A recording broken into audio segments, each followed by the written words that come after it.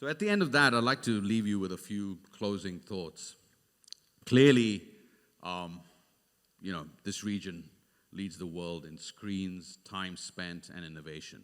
And for a long time, I think the way the world has looked at us is that we're a big consumption story. But actually now we're also scaling in terms of monetization. We're a real revenue story, as we're going to hear about from various players and various platforms. The future ahead is not just about scale. It's also about convergence between UGC and social video, premium VOD, retail media, and how all these things with AI come together to define a new growth map. So streaming success is going to hinge on monetization and technology, but also culture, working in sync with content. We're in a market that's very dynamic. We're full of opportunity for those bold enough to reframe, reinvest, and reimagine. I think AI is a very powerful opportunity, as I said earlier. I think the way I think about it is that if you do something really, really well, find that area of your business and apply AI to that to transform. Right. To me, that's the opportunity that we are looking at, because most of the new companies which are getting born today will use the power of AI to challenge us. And how do each one of us sitting in this room, the great storytellers, leverage that opportunity? And that could be area in editing for you, or it could be an area of creativity for you, or it could be an area of distribution for each one of us. So I think that's the opportunity. And I feel the growth opportunity that I feel is much bigger than the $36 billion created in the last 5 years. There has been a very substantial shift in preferences, especially in younger audiences. If you look at usage, media usage among different demographics, older demographics, I represent that to some degree, and others, we have traditional media consumption patterns. And I'm thinking about streaming as traditional media at this point. Yeah. We watch film and TV. About 75% of our time is spent watching that traditional media, whether it be delivered via streaming, pay TV, or otherwise. If you go to the youngest, the Gen Zs, it flips. There's about 25 to 30% of time is spent watching traditional media, and the rest is on social media, short-form programming, and games. We shouldn't forget games in this conference. Games is a very important media consumption pattern. And it's a monotonic decrease in terms of usage of traditional media across those demographics. So I do believe there is a mathematical shift that's happening, and the time spent with media is definitely changing. So I think the TikToks of the world, let's not forget YouTube, Instagram Reels, that vertical video, short-form video storytelling is becoming more and more important. And I think that's a permanent fixture in the landscape. Doesn't mean that traditional storytelling is going away, doesn't mean that it's not important, and there's stories you can tell and emotions you can connect with on long-form video that you just can't do with short-form. Both will exist, but I think you're seeing a definite shift towards interactive media, shorter media, and games. Got it. The big myth is that, and I'm surprised that this is still, this myth is still out there, is that, there's no data that really tells you, what shows to make. Yeah. And if we did that, that'd be really good, because we would all have, great hits only, and there would be no competition. But it's really about art.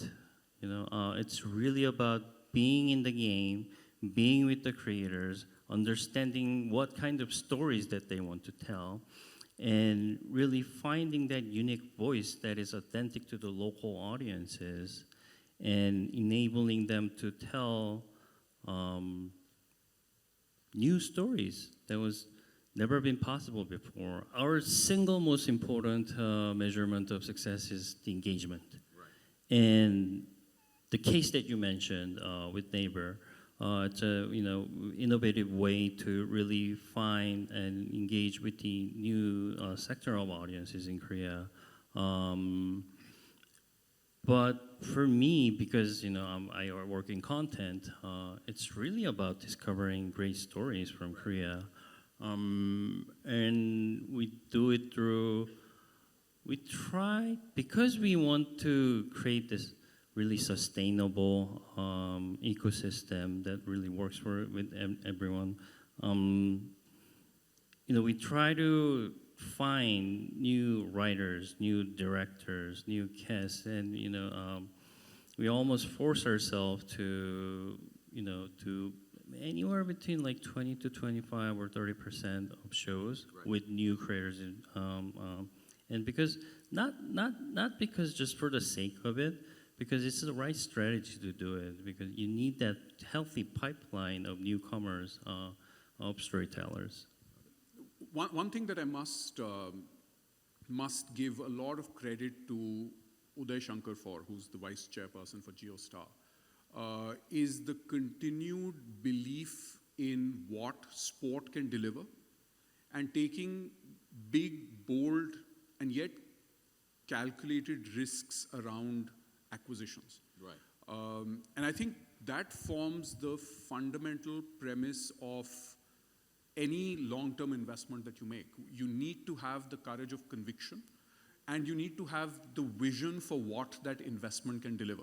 And I think Kevin, Kiran, and I, the three CEOs at GeoStar, greatly benefit from his bold vision for what the future could potentially be shaped as, instead of just saying what the future is going to look like. Right. And I think it's with that forward outlook, or almost a future backward outlook, that we've been making continued investments.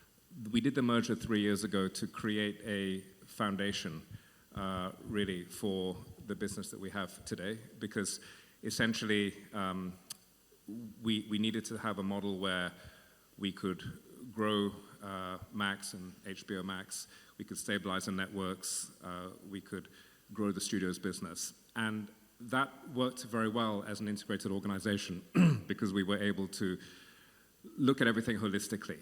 The world has changed in those 3 years, and at this point in time, in order for us to realize the true value of those assets, they need to have financial and investment flexibility.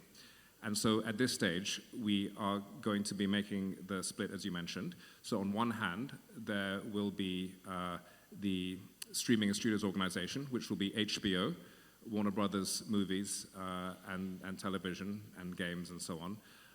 And then on the other side will be the network's assets, which are essentially in the news, sports, and general entertainment category. And this will mean that each company, which now has a strong foundation, will be able to make the decisions that are required to maximize growth in their own part of the business going forward. So a lot of topic on, is US exceptionalism dead? US exceptionalism is not dead. If you look at technology companies in the US, a lot of them are extremely strong still. What does US exceptionalism mean? Are you taking a legacy or an historical perspective, which is the role of the US in protecting the world, the role of the US in bringing the world together? That is cracking for obvious reasons. Look at the deficits, look at the population patterns, et cetera, et cetera. Is US exceptionalism in US company and innovation still there? Absolutely. So what we are seeing is a reallocation not based so much on this, but based on the fact that global indices in equity markets were over-allocating to US equities. We were at some point close to 75%, which makes no sense. Got it. Right? So you have from there, but the allocation to tech, I think, will continue to grow. India has been a very long trade for us. We're seeing a lot of companies. We don't stay in the top market cap companies. We go in the medium and small cap companies. We find amazing leadership teams, innovation, a lot of growth, and of course the valuation of the market is quite high. But if you look at it on a PE to growth basis, it's still very affordable. Indonesia, we like as well. Remember the macro factors that I talked about, the potential. The issue we have with Indonesia is the choice of companies. While India has thousands of companies listed on the markets, Indonesia is much more concentrated. Right. So my advice to the government or the OJK has been, try to bring your tech companies. There's a lot of talent in Indonesia. Try to bring that innovation and your tech companies to list on the market to expand the offering so you get more money from foreign investors. Got it. The journey of GeoStar is a journey of hope and audacity. we were working in a market where international players were dominant. I mean, they were driving the narrative both on consumption, revenues. I think when we started in 21 and finally did the first investment in 22 in Viacom 18, the idea was, can we create a company out of India, which is a completely local company? And it was unfortunate that we didn't have an Indian player as the number one player in the market. And that's where when Mr. Uday Shankar, James, and the Reliance family came together, and they said we should create something big. Right. And that's how it started. And I think since then, and then Disney happened. The merger with Disney happened, which I think fast-tracked that ambition. Right.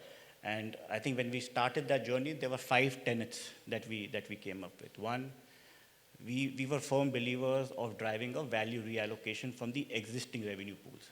Right. Our firm belief was with the portfolio of assets we have and the understanding of the consumer that we have as a group, we have to force a reallocation of revenues from the existing pools in the market. So that's the first thing that we deployed in terms of what we did with JioStar. The money which is already being spent by different pockets, how do we increase our share in that pool? I think that journey we've already gone on. The second was that traditional wisdom was either TV or digital, AVOD or SVOD. When we did the merger, it was all 4 coming together. So what we've tried to do as a conscious strategy now is to accelerate all 4. Right. IPL was a big case study for us. Right. We drove AVOD revenues, SVOD revenues, TV revenues, digital revenues. Right. So for us, our strategy is that we don't want to compromise or cannibalize. Right. Our view is linear TV is growing. It is not dead. And I think so long as we can offer a good consumer proposition and force a revenue reallocation, we will have a very good share in that market as well. The third bit was, I think the next 12 to 18 months, the focus is how do we reinvent the revenue model? I think globally, I think people have been slightly lazy on innovating business models in terms of how to monetize the streaming business. I think you will see a lot of new stuff coming out from our team. The fourth part is we don't want to build a service for 15 to 20 million users in India. It's a big market. Our model is how do we become relevant for the largest part of the society, and that's where top of the funnel will always remain the biggest priority for us. That we won't compromise because we don't want to build a 15, 20 million subscriber base in this country. And the last bit is the team. I think without the team, I mean, some of them, have spoken to you over the last 2 days. I hope you call the remaining group next year. I think the team we've put together, probably in my assessment, and I have a biased view, is probably the best team we've come across in the media sector. It's been handpicked by Uday himself, and the idea is to put a team which understands, which can expand their capabilities, and step up to deliver the vision that we all have set for ourselves. Ad-free. As we think about this and introducing ads, we think about how can we invest more in content over a long period of time, and adding advertising to it allows us to do that. I think and we just introduced ads in India and Japan a little while back, what we're already seeing is a lot of interest from customers, or from advertisers who are not just selling on Amazon, but actually well beyond that.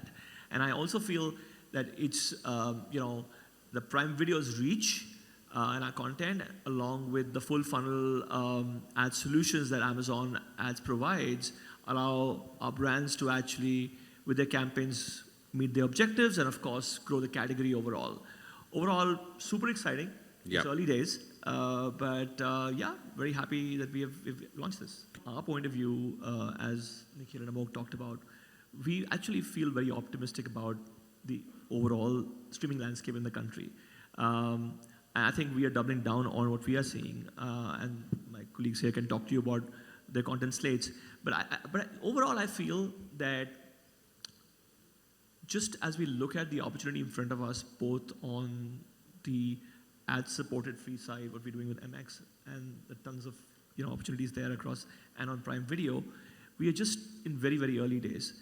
Theatrical opens us a completely new pool of content to open up on. We feel that with our 10-language view on Prime Video, where we'll watch in 99% of countries' PIN codes, we have such a huge opportunity in front of us, because today premium content has not just been sought by the top income class across the country. And I think the last point I would like to add there is that our view on approaching the streaming opportunity in India is as much about creating our own content as about partnerships.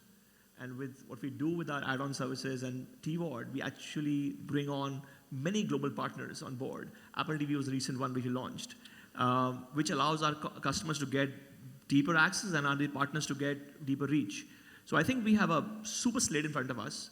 We have something for our viewers here to see as well. But we are very, very excited about the opportunity in front of us. It's still growing, and we all know where all the money is going to. We think it's coming out of linear TV and going into streaming, going into OTT, etc. And what's interesting is you also made the point about growth being harder to work for, and what we're seeing now is actually that growth is now harder to extract. So we're seeing actually projections that we made even in December being having to be revised a little bit downward, so from 7% globally to 6%. What's interesting about Southeast Asia is Southeast Asia has remained constant, right, in terms of our thing. So it's still 6% growth. So that says to me that, again, the themes, there's a lot of scaling going on, there's a lot of optimism, and it's still a very big market for us and big opportunities. I think, interestingly, that there is a misperception that somehow these social platforms are more authentic and have a bigger role in culture than actually premium content does. And I don't think that's the case at all. We should focus on total TV. I think not just focusing on premium. Premium is a very important part, but even when you break down premium, it becomes quite fragmented as well, right? So I think it's about looking at the role that everything to play. But I'd even back it off to say it's not just around total TV, it's about the total marketing plan. I think the exciting thing for me is actually to see if we could get TV to reassert its leadership in a world which is, in Southeast Asia, which is pretty much known to the multinationals as a TikTok place. That's one. The other interesting thing, which I also think is amazing around Indonesia, and it's not related specifically to total TV, is that Indonesia has, I think it's one of the top 10 markets that's using ChatGPT, which is amazing in the sense of what does that actually mean for consumers, and how are they discovering brands? How are they discovering your content? And how do we have to actually stitch the ecosystem of paid media, owned media, and earned media together? Because those agents now are not just looking at what you advertise, but also what other people are saying about you, what you are saying about yourself. As I've learned throughout these sessions, but even aside from that, India and Indonesia are really the two biggest content production markets in Asia in the emerging market landscape, right, which we focus on. We're in touch with several players trying to see how we can support them both on the equity side and debt side in terms of supporting local content production. On the flip side, we're also in discussions with several OTT players on how we can support them in funneling financing to these small local production companies to create more content. I do want to mention one of the key challenges in this sector, which is why we're also keen to see how we can support it, is the lack of affordable and flexible financing solutions. One of the things that we've looked into very closely is how to monetize IP, be it copyrights or trademarks. The challenge in general on the regulation side is that commercial banks cannot actually lend against IP because it doesn't help their capital adequacy ratios. IP is not considered collateral. And there's a lot of work that needs to be done in improving these frameworks in emerging markets, trying to understand how IP can be valued in this sector, how do the accounting standards work and reflect this. So design's been very, very interesting. They remind me very much of a News Corp of 30 years ago. Right. Very, very aggressively entrepreneurial. They have basically said, keep running the company as an Australian company. Right. We want to help you with the synergy, mainly in the technology. So there's a lot of synergy on tech. Huge, yeah. There's back of house with lawyers and all that sort of stuff, right, which probably we had more of with News and Telstra locally. So there's that, but the back of house in terms of streaming will make our streaming efforts, which are nearly approaching $1 billion in revenue, free cash flow. Yeah. So because we will transfer all the platforms over to DAZN's platforms. They've got 2,000 engineers in India. They've got a huge contribution service in Leeds. So probably by March, April, there'll be upward of $200 million on full year run rate out of the business. And that enables us to go from $3 billion in revenue with 500 million in EBITDA and 300 of cash to really EBITDA equals cash. So a lot of free cash. Which means we can pay down debt really quickly, but we've got headroom to invest, which I think will be important. Right. So according to MPA, if we look at the consumption time out of all the OTT platform in Indonesia, broken by the content genre. So Indonesia content is number one at 36% total, and followed by Korean about 26%, right? So one thing to note here is that even though it's 34%, it actually comes from limited Indonesian premium content, right? There are a lot of TV content, but not necessarily a lot of premium content. Why do I say so? Because like, look, the number of original series that comes to the whole industry is limited. The number of movie that is produced every year is also limited. But that's the exciting time. Last year, Indonesia recorded all-time record on the number of Indonesian movie box office at 80.2 million tickets. That was highest ever. This year, January to May, is already higher than last year by about 15 to 20%. So the number of theaters across Indonesia is actually exploding because now we go to the smaller cities, and every time smaller cities, they demand actually mostly for the local box office. So that's good in terms of, as an industry, we as the platform owner, we will get a bigger stream of premium Indonesian content coming in. So we believe that with availability of more premium Indonesian content titles, that will spur more consumption toward the OTT itself. So I'm pretty excited about all this development. Sucker had its 4th birthday. Right. So we've been in market for all that period of time. And I think it's fair to say that we fell out of the OTT learning tree from the top and hit pretty much every branch on the way down. But we finally managed to come up with, over the course of the last year, something that is really resonating. And the headline for that is that, as you say, we can't possibly compete with one of the global players who can amortize their content across the globe. We're a local play. But what we can do is we can become incredibly relevant. And the word that we use internally is all about relevance. We can be super relevant to Malaysian society. Now, Malaysian society is multifaceted. There's a huge number of languages spoken. There's a huge amount of niche kind of groups that are around. And we found increasingly ways to play to that model. By doing a lot of the things that I think are naturally the antithesis if you are a pay TV operator. So, for example, it's a freemium product, Sucker is.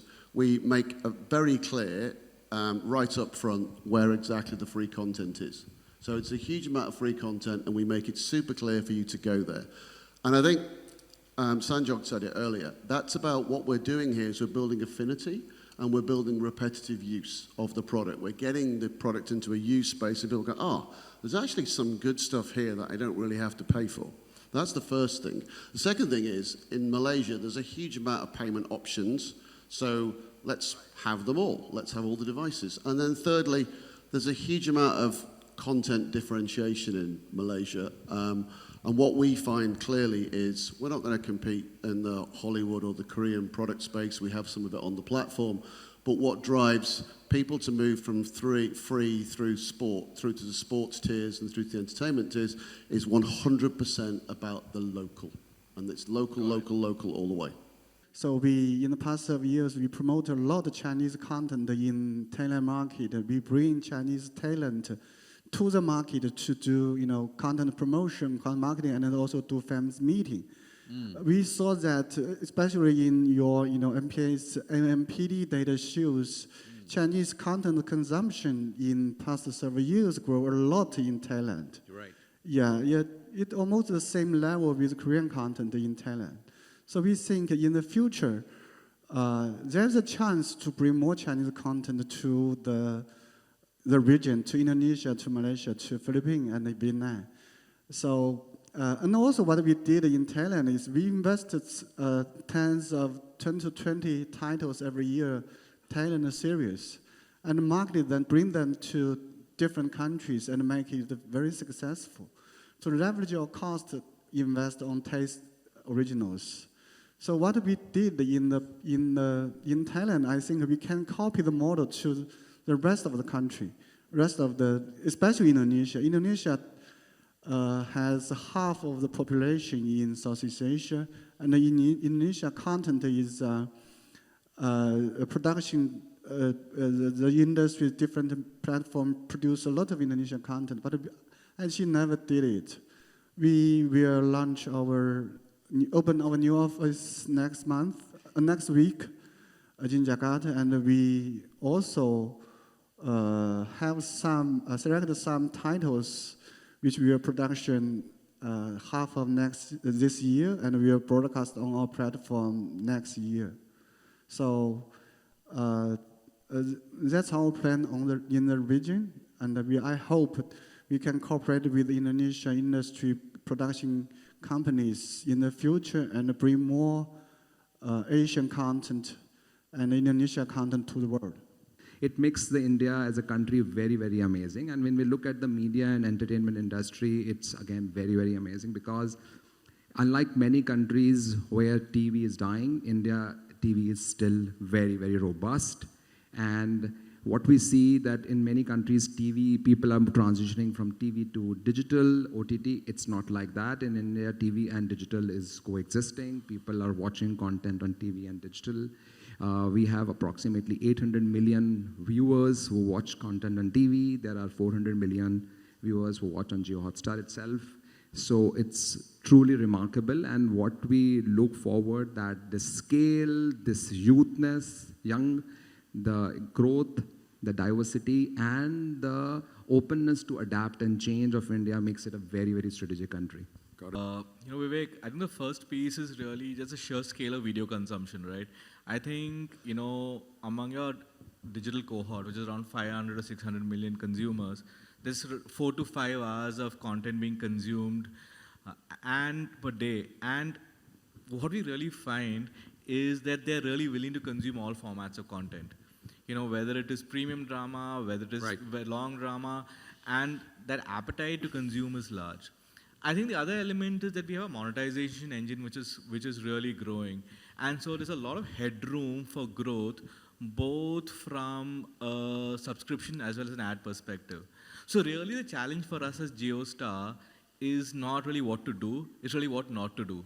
Right. Because the degree and scale of opportunities which is there is so large and so vast, but we really need to have clarity and focus in terms of what we need to do. So for example, one area which has really interested us is we believe that there is a space between premium drama and social. Right. I think it's a space which is a white space which has really not been occupied. And for example, we have done some experiments with long series, just 100 episode shows for and it's a format which, at least in the digital world, people are not familiar with world over. They typically go for stack drops. And we've really found that that's a world where we've been able to drive a lot of engagement.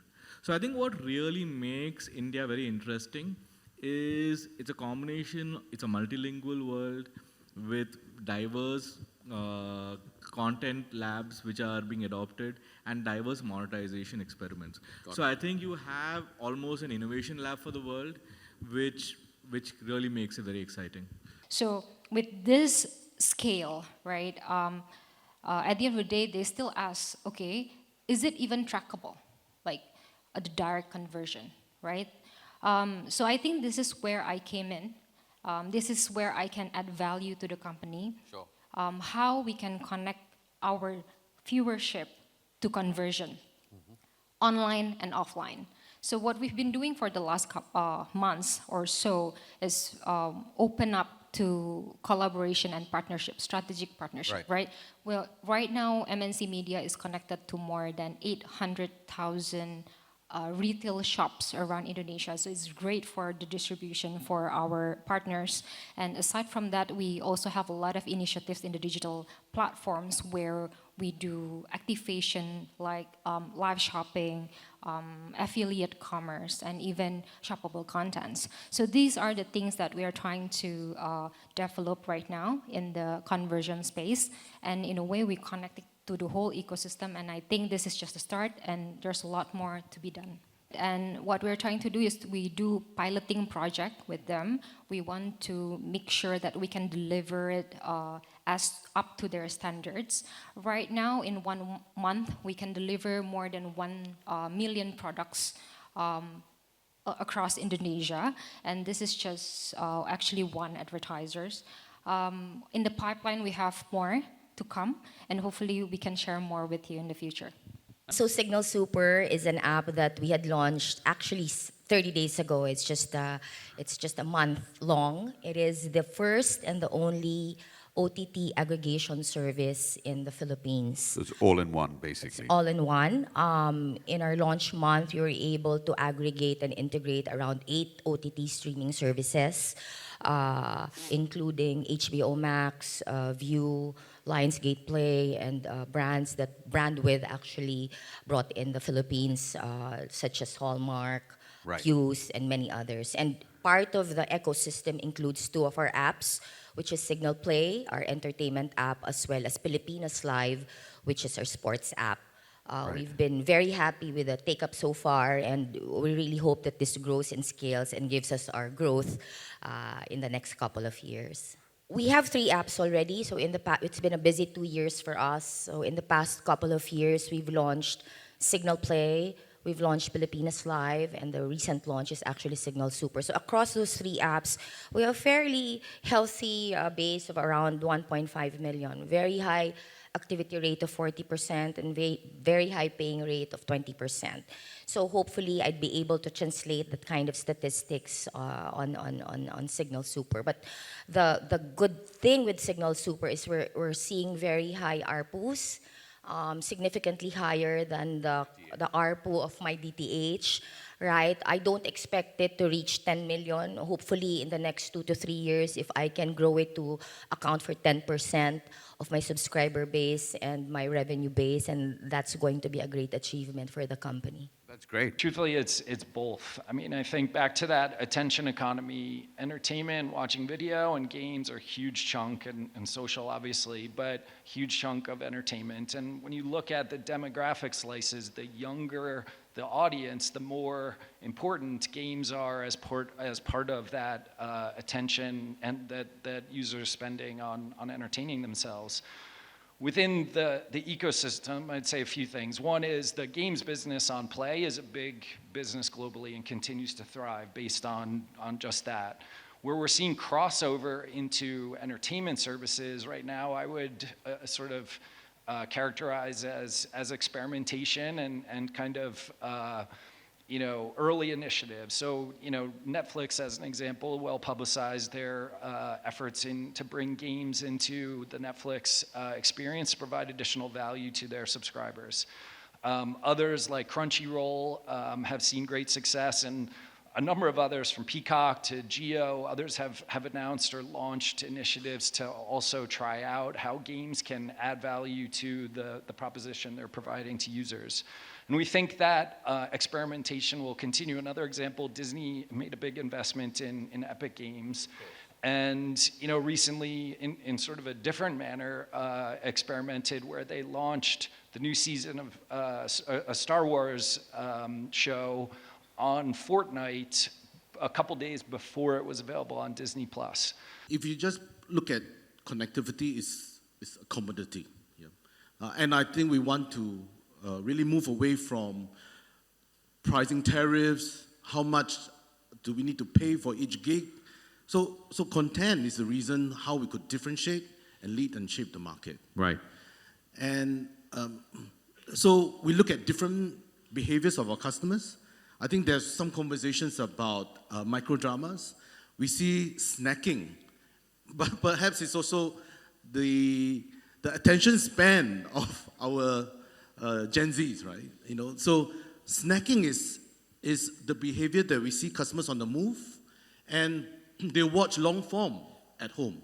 So we are in the best place where customers can enjoy different types of formats, different types of content that we carry across our ecosystem. So TikTok is a mobile first. It's very easy for anybody to create content on TikTok. You essentially need a phone and a data connection and you're good, right? So I think provide a really accessible platform. We provide lots of tools. We provide lots of assets, music and filters to be able to create content. So the first layer is the accessibility. And on top of that, to support creators, kind of content creators, live creators, and e-commerce creators, we're offering more and more tools, more and more features, more and more training. We've got TikTok Academy, TikTok Shop Academy, ways for them to kind of build their presence, their audiences, and their incomes. One of the really interesting features of TikTok Shop is the affiliate program. So as I mentioned before, we're seeing a lot more live shopping creators kind of grow, particularly in this region and in Indonesia particularly. The affiliate program essentially brings together brands and creators. So if you can imagine on our platform across the region on TikTok Shop, we've got micro SMEs, we've got SMEs, we've got merchants, we've got brands, a whole range of businesses selling their products. And some of those are more capable at creating live and short form content to showcase their brands, and some are not as capable. It's what they call competency. So the affiliate program allows creators and brands or SMEs to connect and essentially build a network of creators who create content on behalf of the brands and earn a commission fee as goods are sold. So I think that's a really exciting development, and that's where we're seeing really fuel that, I guess, the capabilities and the income streams for creators working with brands to build an income by helping them sell their products. I think our strategy is firmly rooted in these two pillars. The first one is content creation. And our company has made substantial investments in making original content. And our belief is we want to tell good local story in the micro drama format. America is our biggest market, and the next one is actually Japan and Korea, primarily. And Southeast Asia is one of our fastest growing markets. So currently the revenue is not high, but given its sheer size of the population, and the strategy is a little different. Our revenue is mainly from ad monetization. We definitely see there's a huge success in China. Right now we're seeing moderate success in the US. And so we got positive ROI, and then also positive ROI in Southeast Asia. And we, just by optimizing the product experience, user experience, and also finding that the right content strategy for each local regions, we believe the margin will get wider and wider. Coming back to the previous question, actually, I totally agree that we are still in the very much earlier stage of global booming of the short drama or micro drama. Back to my experience in 2022 in China, and when I made the first micro drama on the TikTok, now in China there's 3,000 new titles every month, and I believe that there's 2 billion to 3 billion viewers currently watch micro drama every day on Chinese version of TikTok, Douyin, or on other major platform like Hongguo. And compare with my memory of the monetization methodology, which we have doing right now in international market, $20 per week, those kind of a pricing strategy is still very much similar with China in early 2023. And I believe that we are going to go through in the international market what we have been doing in China back to 2 years. So that's why I believe that the great approach is to develop a vertical integrated studio that very much focusing on creating content creative, but you must combine or integrate technology people into the new studio. I think short form dramas are really catching a lot of attention. But I'll probably take a step back and just talk you through our learning journey.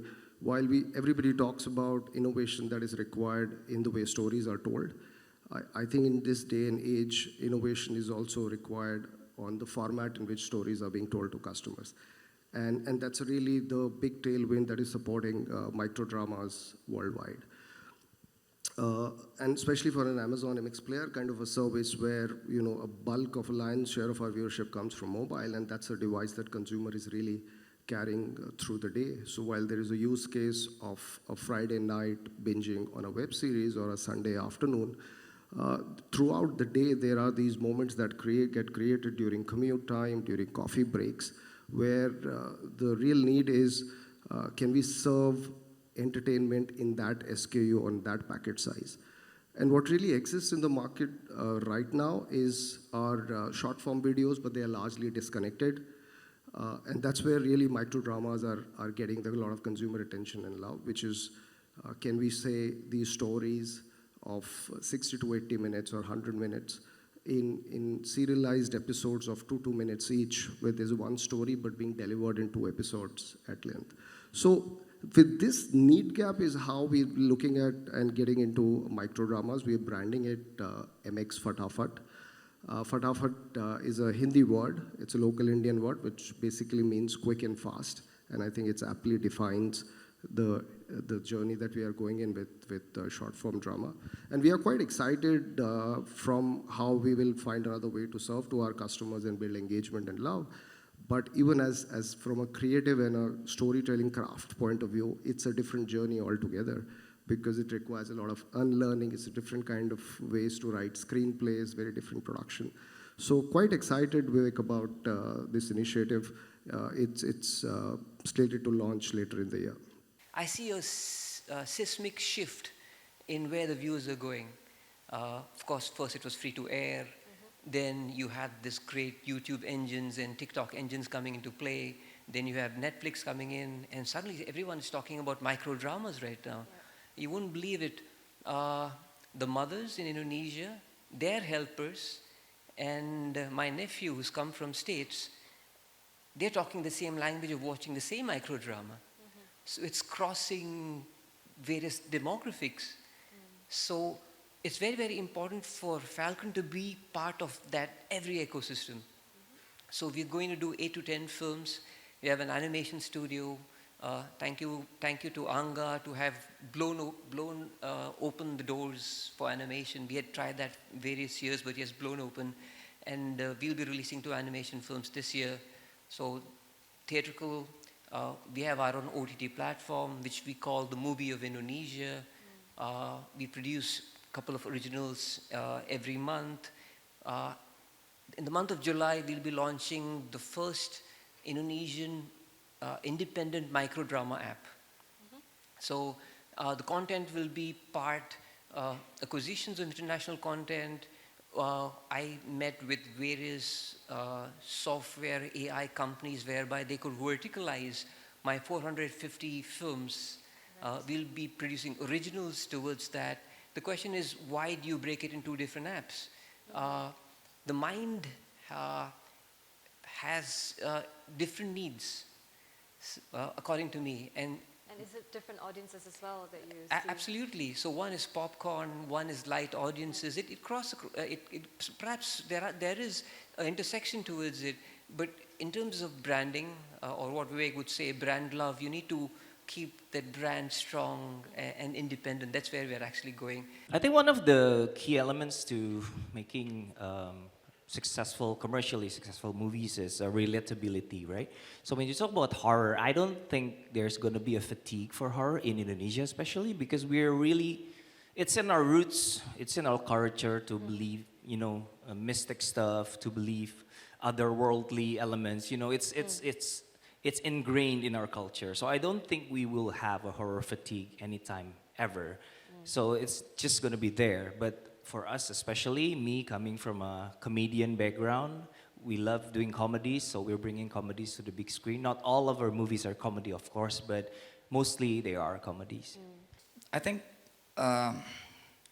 what Jumbo's success to me is also to show people in Indonesian film industry that our audience is ready, that our audience wants more, our audience needs more, and we can rely on them as creator to put the imagination as our limitation. For the industry itself, we have to ready to see the industry will go towards creator for the creators, right? Like how to create an industry that can be an industry that giving a fair share to the creators, giving a protected structure for the creators. So by that way, we motivate creators to create more, to create quality-oriented product or content, because at the end of the day, our creators wants to make living out of his art, out of his work or their work, and how to see the product development, the content development, or IP development break the binaries about art versus commerce, local versus global, or artist versus entrepreneur. I think we need to be able to build IP, film, or any creative product from the center, not from one of the polar.